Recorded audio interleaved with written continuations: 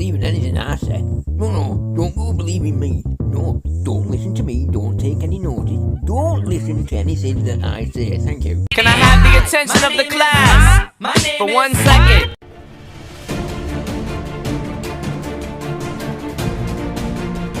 I just wanted to clarify, because when you said NK cells, somebody may not quite know what you mean. So you mean non-killer cells. So it's a specific group of white not blood cells. Non-killer cells, natural killer Natural cells. killer cells, sorry. Okay, yeah. Yes, natural killer cells, a special group of white blood cells that go and take out the virally infected cells. Yeah. Yes, you're right, is that because I have seen from a clinical perspective, very old patients who you would expect to be overwhelmed by the virus, and they have a few symptoms and then they're okay. So the body does manage to get rid of it in some cases. And so it raises the point that I've always been saying, is that we haven't spent enough time understanding how the virus impacts the body and understanding how the pandemic then will impact the world. We've spent all of our time just going for solutions. Has that been a mistake? Of course, this has been the most important mistake, I think. I'm not sure many people, and I was part of them. So in all modesty, I was part of them.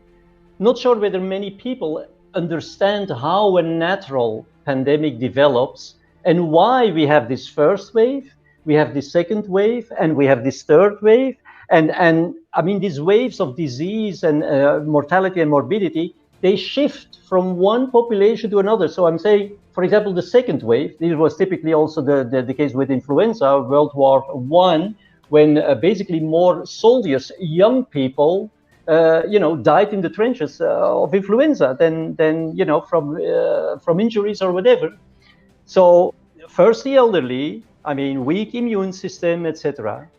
Then it gets to the wave of morbidity and mortality to the younger people, and then it gets back to people who have have antibodies.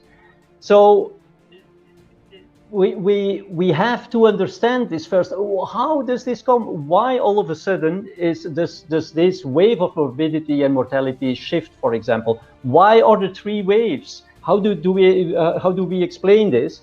And also, how does it come that some people are naturally protected and others are not? What are these mechanisms? What are these molecular mechanisms? Because if we make vaccines and all these things, at the end of the day, this is going to interact at the molecular level. And we have not been understanding this. I was just explaining, we don't understand our weapon because we don't understand that prophylactic vaccines should not be used in the midst of an epidemic. And we don't understand exactly what the virus is doing. So we go to a war and we don't know our enemy, we don't understand the strategy of our enemy, and we don't know how our weapon works. I mean, how is that going to go? So that is a fundamental problem to begin with. I understand, and I completely accept that. But at the same time, I am still thinking that if the governments don't respond in some way, because they have to be seen to be doing something. 14 new hospitals, 8,771 more police on our streets. 14 new hospitals, 8,771 more police on our streets. 14 new hospitals, 8,771 more police on our streets. They seem to be in a lose-lose situation. If they don't do anything, they're going to be criticized, and if they do something, they're going to be criticized. Is that a fair statement to make? I don't think so. What was this oath of, what's the name of the guy? Hippocrates? Mm-hmm. You know the oath? The first do no harm. Okay. Well, I mean, it wouldn't matter if you start vaccinating people and even it doesn't work. Problem is that we induce a long-lived antibody response. And as a matter of fact, we know, I mean, that is not my knowledge, it's all published. Problem is that we fail to put the pieces of the puzzle together. Fact is that these long-lived antibodies, which have high specificity, of course, for the virus, they outcompete our natural antibodies. Because the natural antibodies, they have a very broad spectrum, but they have low affinity, right? And so by doing this, even if your antibodies don't work anymore because there is resistance, or the strains are too different from the original strain, these antibodies, specific antibodies, will still continue to outcompete your natural antibodies. And that is a huge problem, because I was saying just a few minutes ago, these natural antibodies, they provide you with broad protection. This protection is, yes, it is variant non-specific. Doesn't matter what variant you get. It doesn't even matter what type of coronavirus is coming in. They will protect you, unless, of course, you suppress this level of innate immunity, or it is, for example, outcompeted by long-lived specific antibodies. And so it's not like, okay, you missed it. Okay, let's try again. No, you did some harm. I mean, this is different from drugs. Immunizing somebody is installing a new software on your computer. Don't forget, I mean, these antibodies, they will be recalled every single time you're encountering a coronavirus, right? I mean, you cannot just erase this. So this is very serious. This is very serious. So this is an important point, because when I was looking at some of the research around the challenges that they faced with the initial SARS-CoV, the first epidemic, and they tried to develop the vaccines, one of the things they found, certainly when they tested it on the ferrets, was that when they exposed them to a coronavirus again, they got a very severe response to it.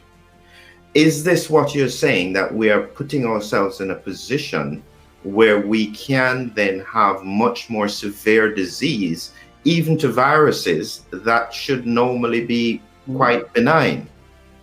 Well, Philip, you see all my passion and my conviction, but I mean, I've been the last to criticize the vaccines in terms of could they in some regard be unsafe, because you would have even this exacerbation of disease due to antibodies that doesn't match very well with the coronavirus they're exposed to, etc. I know there is reports on this, and there is a lot of serious thoughts about this, but I think what we are talking about right now, the epidemic or the pandemic problem of having a population that is at no point during the pandemic, and to a large extent due to our intervention, has not a strong immune response. I mean, this is already serious enough. This is more concerning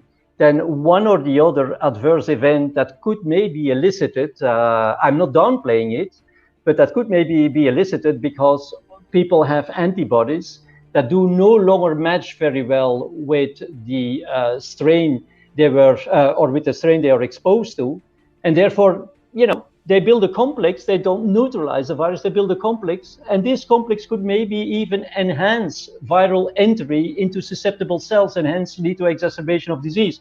I mean, this may be possible, but the problem I'm talking about is a global problem. It's not an individual getting an adverse event.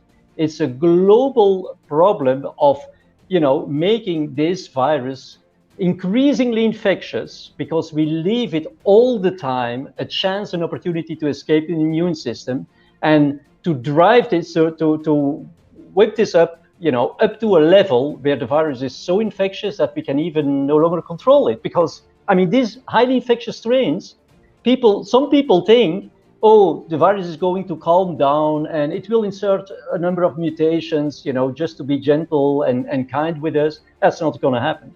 I mean, this highly infectious strain remain. It is not going to be spontaneous mutations that all of a sudden would become, would make this virus again harmless, because such a virus would have a competitive disadvantage, could not be dominant anymore. So that's not going to happen. So we're talking about a very, very, very serious problem here. and we've vaccinated, we've delivered 60 million vaccinations across this country. More, and he loves these European comparisons, Mr. Speaker, more than any other European country, including 22 million second doses. And that, with great respect to the Right Honourable Gentleman, I believe that is the priority of the British people. So I've seen the question many times, and quite frankly, I get asked the questions. We're coming to a point where people are going to have to take these vaccines. We must use this opportunity to achieve a national recovery so that jabs becomes jobs. Jabs becomes jobs. Jabs, jobs. Jobs.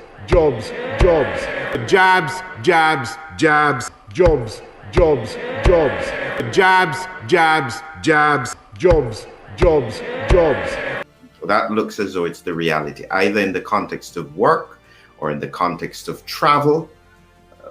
Based on what you're saying, they're in a lose-lose situation. What does this mean?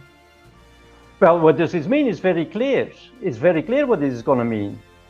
So let's consider the consequences of this, both at the population level and at an individual level. Because I would well understand if for the population it's maybe not the best thing to do, but on an individual level, it's still okay. Yeah, then that's not an easy question. But as a matter of fact, it's exactly the opposite. Well, it's not the opposite, it is detrimental, both on a population level as on an individual level. And I'm telling you why. I think the population level, I explained you, we are increasingly facing highly infectious strains that already right now we cannot control, because basically what we are doing is that we are turning, when we vaccinate somebody, we are turning this person in a potential asymptomatic carrier that is shedding the virus. But at an individual level, I just told you that if you have these antibodies, and at some point, and I'm sure people can challenge me on this, but reality will prove it. I think we are very close to vaccine resistance right now. And it's not for nothing that already people start developing, new vaccines against the strains, etc. But what I was saying is that, okay, if you miss the shoot, okay, you could say nothing has happened. No, you are at the same time losing the most precious part of your immune system that you could ever imagine of, and that is your innate immune system.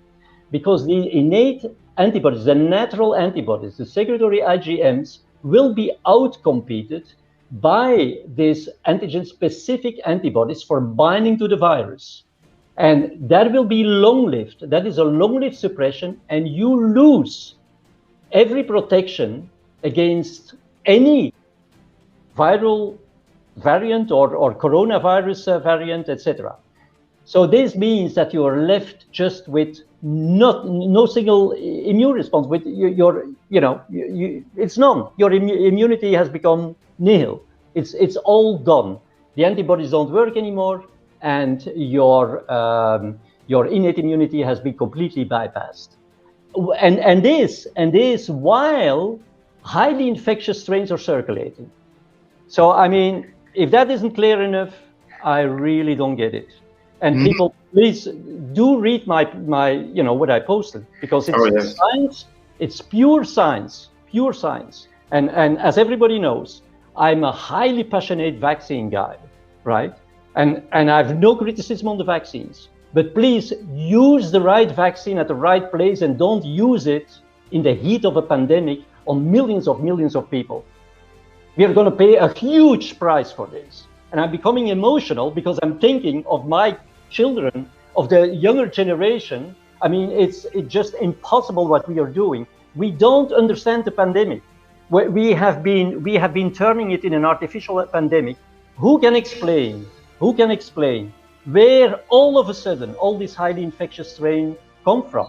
Nobody can explain this. I can explain it, but we have not been seeing this during previous pandemics. During natural pandemics, we have not been seeing it, because at every single time the immunity was low enough so that the virus didn't need to escape. So back at the end of the pandemic, when things calmed down and there was herd immunity, it was still the same virus circulating. What we are now doing is that we are really chasing this virus, and it becomes all, increasingly infectious. And I mean, this is just a situation that is completely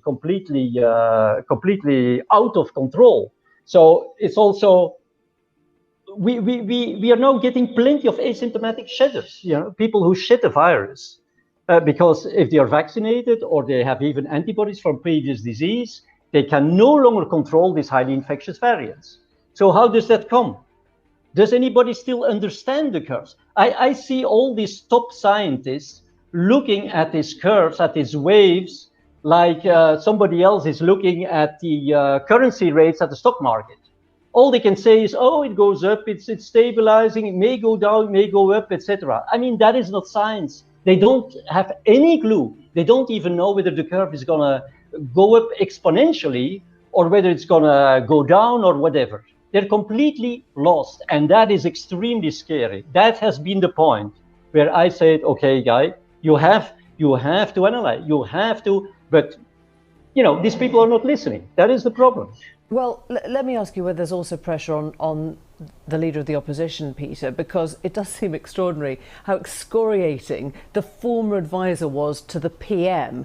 Don't you think that Keir Starmer could have gone harder for all those months, having heard what you heard today? I think the country wants a reasonable forensic, look at the facts, and that's what Keir tried to do today. I mean, he calmly presented the facts when you've got Dominic Cummings being hysterical, you've got the Prime Minister who's just shrugging it all off and pretending, not me, Gov.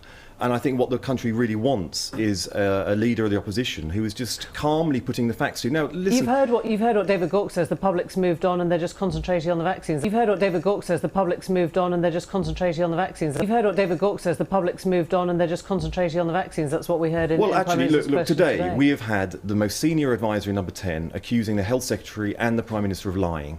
The most senior advisory number 10 accusing the Health Secretary and the Prime Minister of lying. The most senior advisory number 10 accusing the Health Secretary and the Prime Minister of lying. We've had the Prime Minister rejecting that, so in effect calling his senior advisor as lying. We've had the Prime Minister rejecting that, so in effect calling his senior advisor as lying. We've had the Prime Minister rejecting that, so in effect calling his senior advisor as lying. They're all saying each other as lying. They're all saying each other as lying. They're all saying each other as lying. They're all saying each other as lying. I'm saying quite categorically that none of them were fit to run a public service at which people's lives were at stake. I think we are absolutely fucked. A short drop and a sudden stop. We just shoot them right into the vein. You want to give me the feed line again in front of all your friends? They're all saying each other as lying. I think we are absolutely fucked. A short drop and a sudden stop. We just shoot them right into the vein.